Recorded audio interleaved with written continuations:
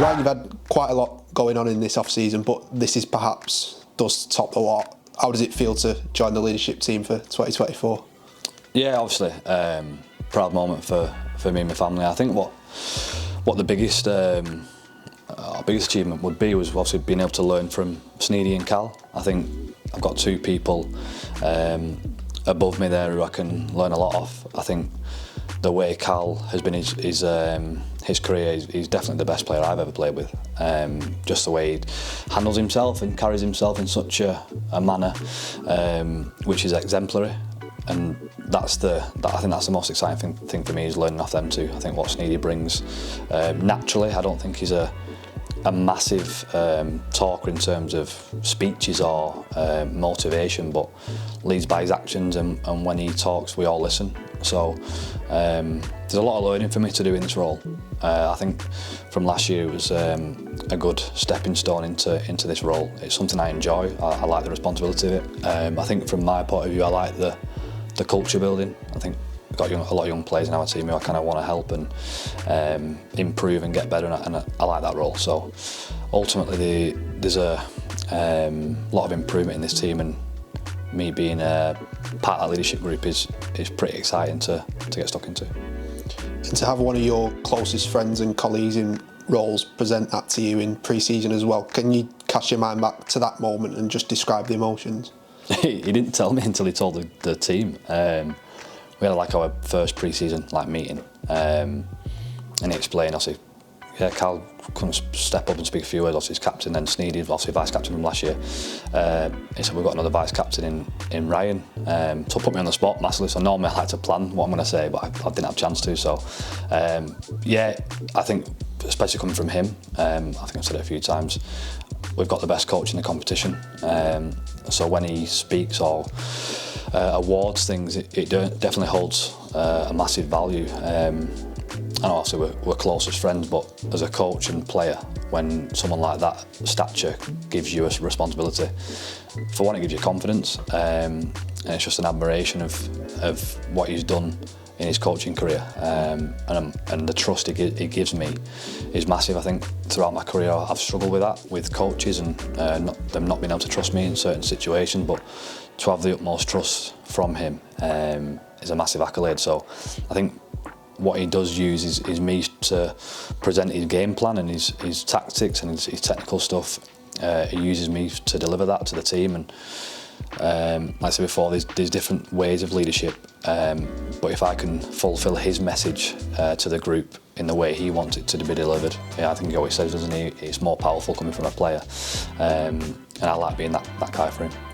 You mentioned Cal and Sneyd before. You've obviously only spent a short time with them as a leader, but what have you learned so far? I think the composure element from Cal, I think it's fairly obvious that I'm not the most calmest of players when things don't go right. But I think in this game you're going to go through adversity. I think Cal's probably gone through the most in terms of injuries and change of clubs and change of position.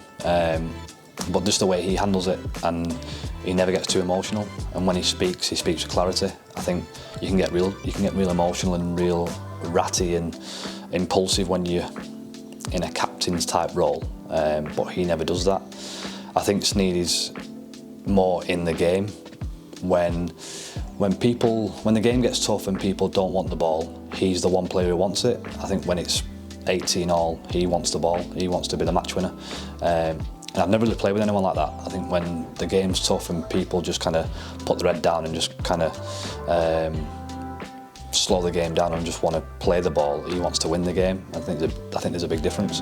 Yeah, I think obviously with Sneyd, he wants the ball in them pressure moments. I think he'd rather win a game by 1 point in his drop goal than win 6-0 and make it easy for ourselves. He wants them pressure moments, and the best sporting people that's ever been want the ball in them pressure moments, and he's certainly that for us. And I think obviously the way he started the season has been pretty impeccable. So I don't think it should be underestimated, the quality he gives with his kicking game and his goal kicking and all that kind of stuff.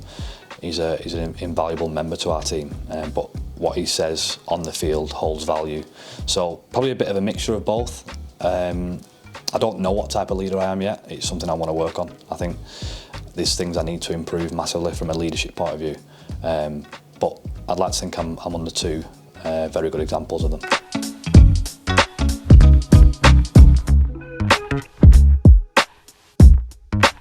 So Ryan, coming out onto a field like this every week for your boyhood team, is it still a bit of a pinch me moment?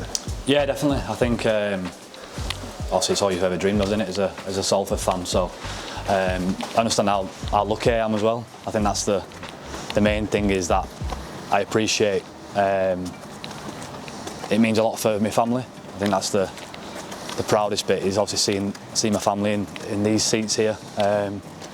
Well, my dad gets the posh seats now, doesn't he? Because he gets to sit up there. But the rest of my family are in these seats here, which is pretty special to see them after a game. And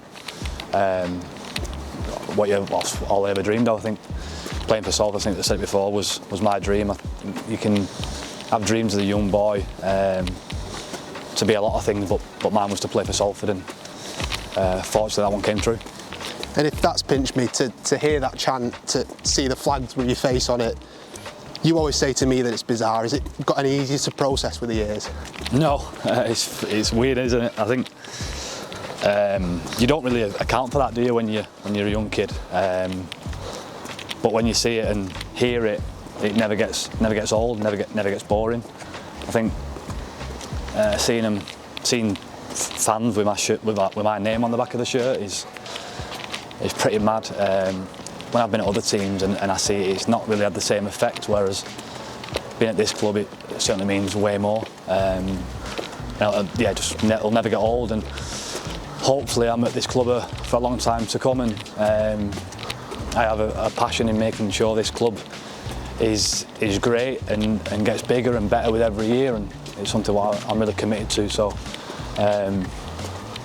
it's a journey what I'm proud to be on, and ultimately I'm looked after by a lot of great people, with a coach in Paul Rowley who really believes in me. So I couldn't be anywhere better, and that's where the reason for obviously staying around for the next 3 years initially came from it. Especially when you get looked after by someone like Paul, the way he looks after his players is pretty special. So wouldn't want to be anywhere else.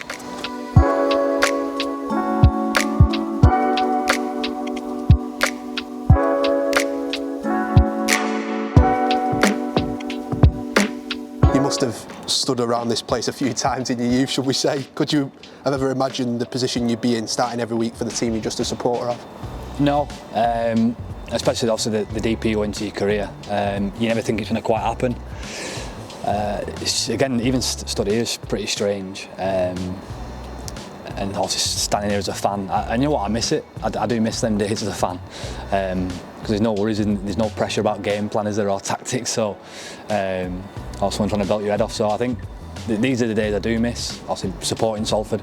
But I understand I've got a role to fulfil here, in terms of a lot of people who stand here would die to swap positions with me, and I would have been one of them people. Obviously, growing up, I wanted to play for Salford, so I think I've got an obligation to fulfil and a responsibility to uphold that. Whenever I put that shirt on, it means a lot more to me, because of these people stood here. I think I see it a lot on Twitter and the comments that I'm living a lot of people's dream, and they live it through me. I think Paul King being one of them. So I think that pressure is never lost on me. I think it burns, it almost hurts, because I want to be so successful for this club, because I know how much it means to these guys. I think when you come so close over recent years to playoffs and stuff, and semi-finals and silverware, it certainly burns a lot harder than it would for other players. So that responsibility is never lost, and I understand completely what it means. So I think for fans, obviously, even watching this, I know exactly how it means and what it means to these people. So I'll never forget that. You constantly say the supporters here are your people. Can you just explain what you mean by that? I think ultimately it probably comes from the fact I'm living a lot of their dreams. They live it through me, don't they? So I think every chance and every opportunity I get to play for this club, I need to show them exactly what it means, and never let them down. I never want to disappoint them. because when I say about them being my people, they're from similar backgrounds. A lot of them are my family, or know my family. So ultimately, how can I let them people down when they know my family, they know my mum and dad, you know my aunties, uncles, obviously who sit over there. So I feel like I have a close connection with Salford fans because I am one. A lot of the people who I see when I'm playing and even warming up, I see the same faces that I saw or stood with. So whether I know them personally, I know them to stand next to. This probably goes back from the Willows, stood in the shed with them. So it's really interesting that when I see them faces, I remember them from when I stood in the shed next to them. They probably don't remember me because I've only been a young kid. But I remember them, and because they was a massive part of my childhood. So the people stood in this stand played a massive part in my childhood, and they won't know that. But I remember them faces, and I remember them faces when we got relegated, and how it hurt. And so I never want to experience that. I never want to see that face again when the torture and the humiliation came. I don't want to see that again. And I think I was also stood with them at Wigan when the team got through to the grand final at Old Trafford, and I remember the faces then. So I think that's what I want to replicate. I want to see that sort of face rather than the sad ones. And again, I have a responsibility to make that happen. And my sole focus is on winning something for Salford. I think it would be the biggest thing to ever happen for this club. I know there's a lot of hard work to be done, but when I mentioned they're my people, that's why, because they've experienced, I've experienced, and they've experienced a lot with me together through some real tough times, some real dark times for this club, and with a lot of positivity and success on the horizon. I want to be the guy to share that with them, because they've been through some tough times. So there's only me who can give them that, along with my teammates and my coaches. But I feel like I can play a part in bringing success to the club, and whether that's trophies or silverware, or just the fact we've got a team who competes every week, which we've got that. I've been a fan of this club when teams haven't done that for these fans, and years gone by. But what we have in this group is a team who's willing to die for each other, and I think that's fairly evident at the moment. When things are against us, we turn up, and that signifies a lot of the characteristics of Salford people. So whilst I'm here, I'll make sure that never wavers. Whilst I'm at this club, and I'll always be part of a team who gives their all for this shirt, really. As a collective, you've just said the aim, of course, is to win trophies. But as you stand here today, on a personal level, how would you like the supporters who stand here in the South Stand to remember you in that #1 shirt? Just my effort. I think it always means more to a Salford fan. It has to. It naturally does. Because I've seen what these people who stand here go through. So it has to mean more to me. And I love that. I love the responsibility and the pressure that brings, because ultimately, if I don't play well or if I don't put effort in, it gets scrutinised from day one. So you can't get away with it. And as a Salford fan, you can't have an off day. You can't have a day where you're not feeling tired. You can't do it. You've got a responsibility to uphold to these people who pay money to watch you.